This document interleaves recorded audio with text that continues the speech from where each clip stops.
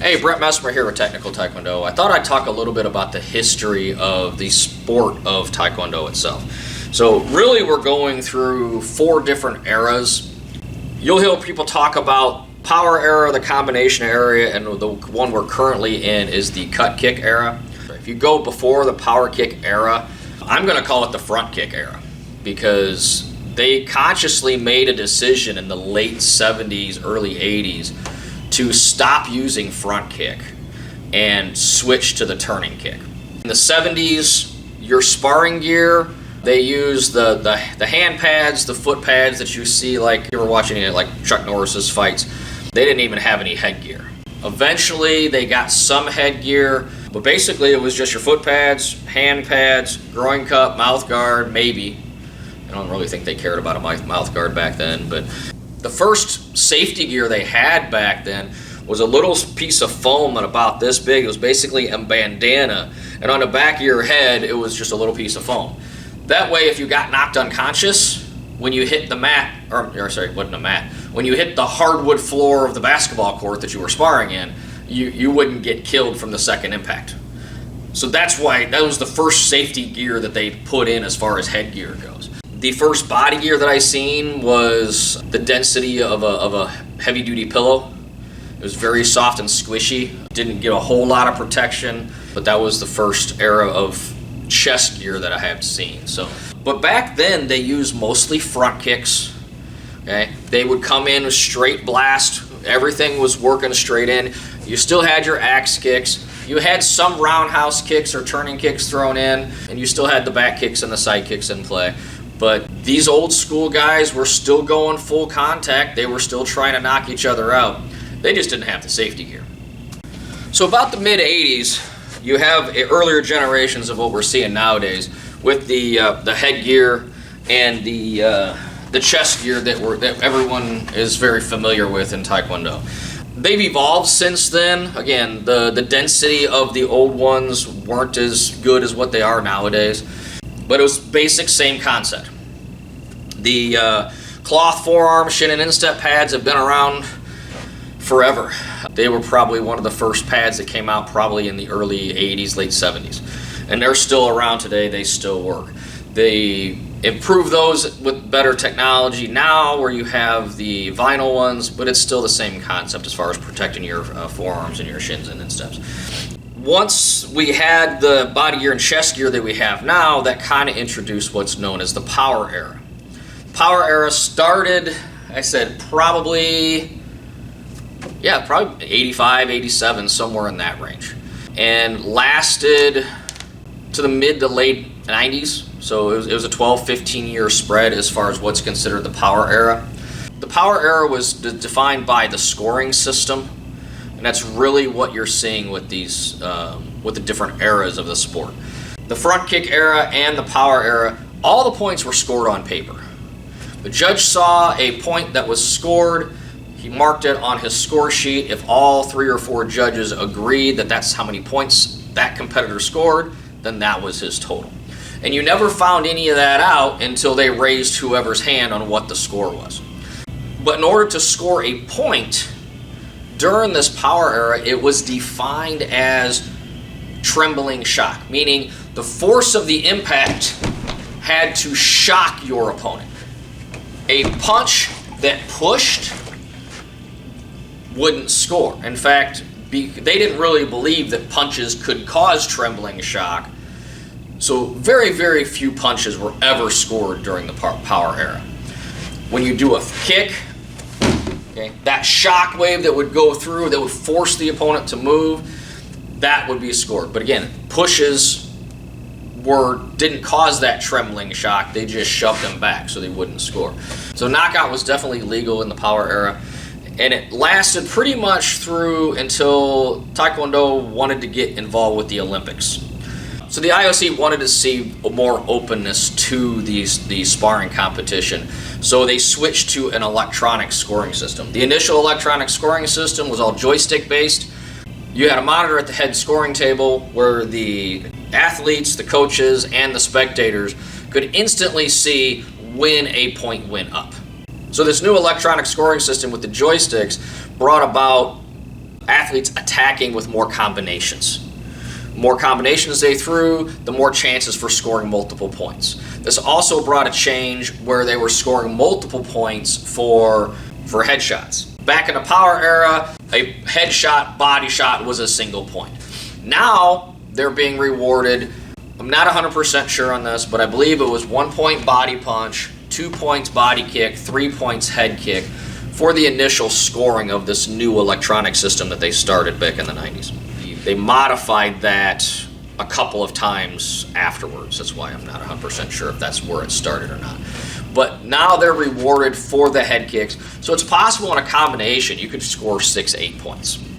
So this really encouraged big flurries of activity and was really just an evolution of the power game. But now we have more accountability with the judges.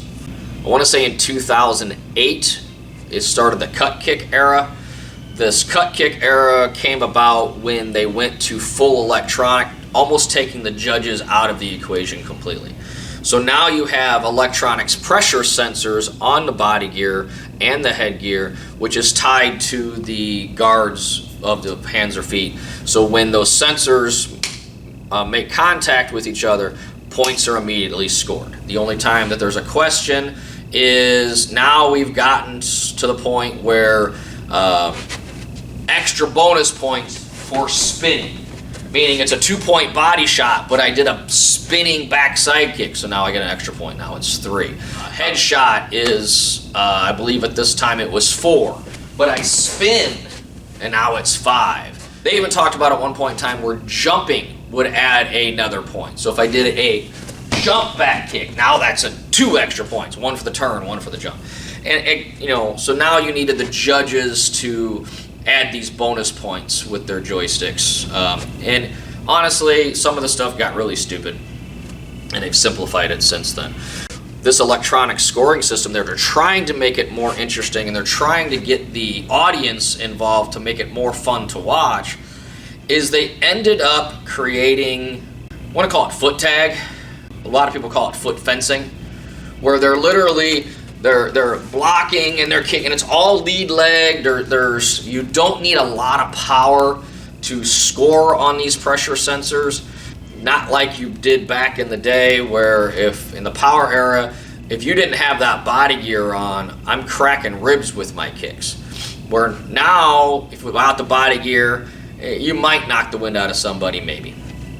But it's not necessary to score points to hit that hard. So it was more driven by speed and less by power shots. That was kind of backfired on them a little bit as far as the direction that the sport goes.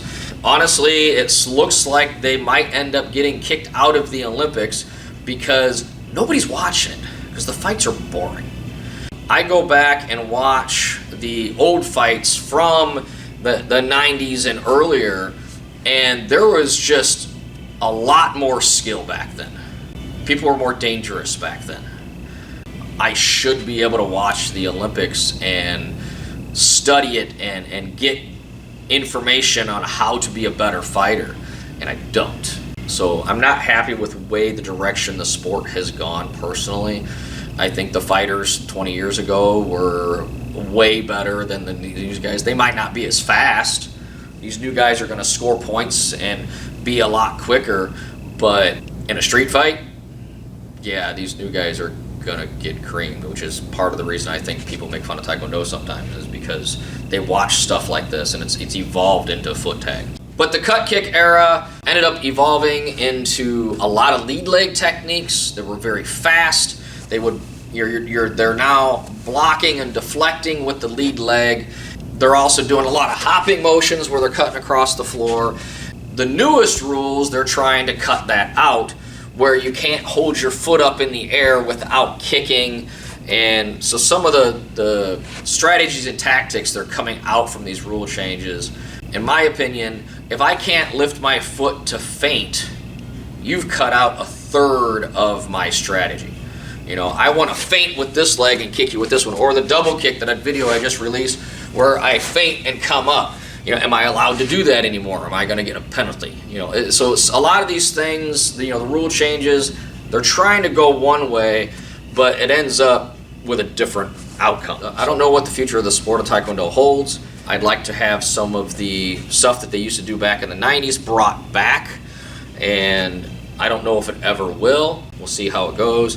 I know there's other systems out there as far as electronic scoring. One of them is the 2020 Armor system, and that has its own series of flaws. If you don't know about that, 2020 Armor is you have a electronic thing on your chest, and it's showing red or blue. So when you sync up two body gear together, it's kind of like Mortal Kombat. When the power level goes to 0, the other person wins. So that's how the scoring system works on that. So if I do a light hit, it goes down a little bit. If I drive with a strong hit, more power comes down. So you're rewarded for hitting harder. Once they get the kinks worked out of that, that might be a viable option. I've tested those and they work okay. I think their customer service needs a little bit of help personally, but there's still flaws with that system. But until somebody comes up with a better electronic system for scoring, I don't know if Taekwondo is ever going to be as great as it once was. But we'll have to see, how it evolves. Until then, I'm just going to keep doing what I do, and until next time, God bless and keep on kicking. The video that we're watching is a video of Il-Sik Kim and Mugil Lee in 75-78. They were at a competition and they were demonstrating what real Taekwondo was supposed to look like. They were showcasing their art. However, if you can't tell, they got a little bit heated, and it turned into more of a real fight, which is really entertaining. But it really does show off the skills of these old masters and what they could do.